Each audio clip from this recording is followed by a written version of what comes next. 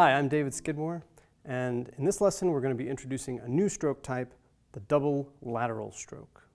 A double lateral stroke is a sequence of two notes played by alternating mallets in the same hand. One wrist motion will produce both notes. Double lateral strokes and double vertical strokes are similar in a certain sense. Both of these stroke types begin with a bend in the wrist.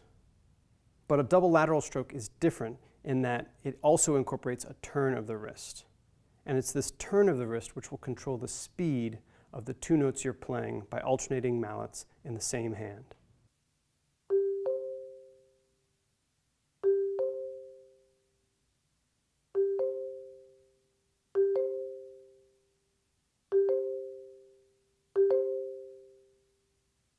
The exercise lets you focus on one hand at a time, so play each line of the exercise many times as you get comfortable with this new stroke type.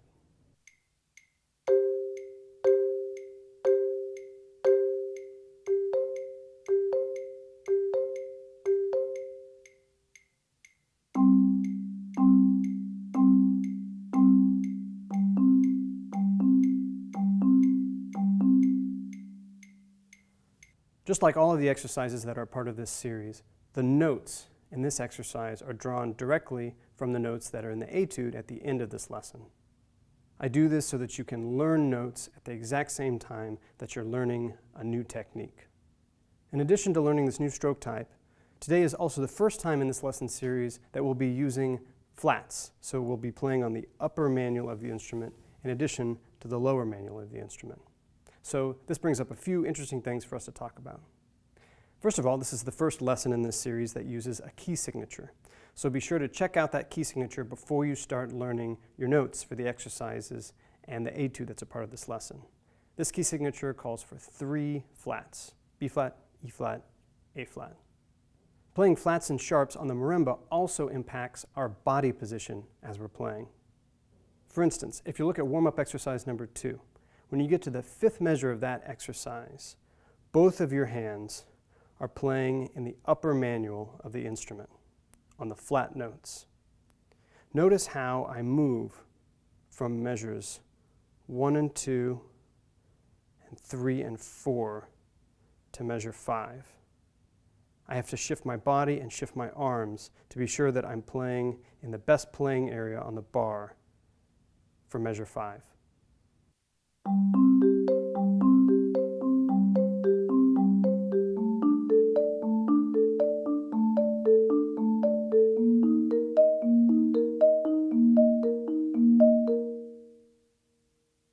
When playing notes in the upper manual of the instrument, the flats and sharps, you can also play on the edge of the bar, and this becomes really important as the tempo will get faster in the music that you're playing.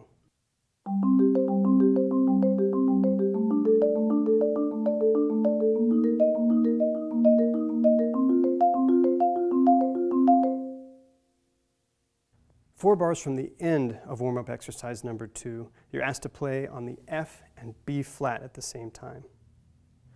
Notice how my entire body shifts to the right so that I can play in an ideal playing spot on both of these bars. And also notice that when I'm playing the B flat, I'm playing on the edge of the bar. I'm not trying to get to the center of the bar because it's too awkward to get to the center of the B flat and still play in a good playing area on the F.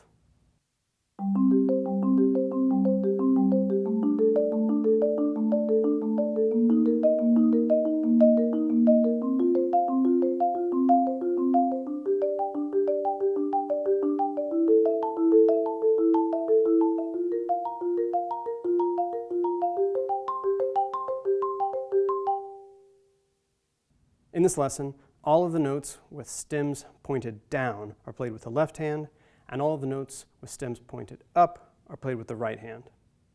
The exact mallet that you're using, 1, 2, 3, or 4, will become obvious once you know which hand to use. So there's no number system used to indicate sticking in this etude. Long passages in this etude are marked with the same dynamic level, so be sure to create variations in how loud or quiet each phrase is so that you can create beautiful musical shapes throughout the etude.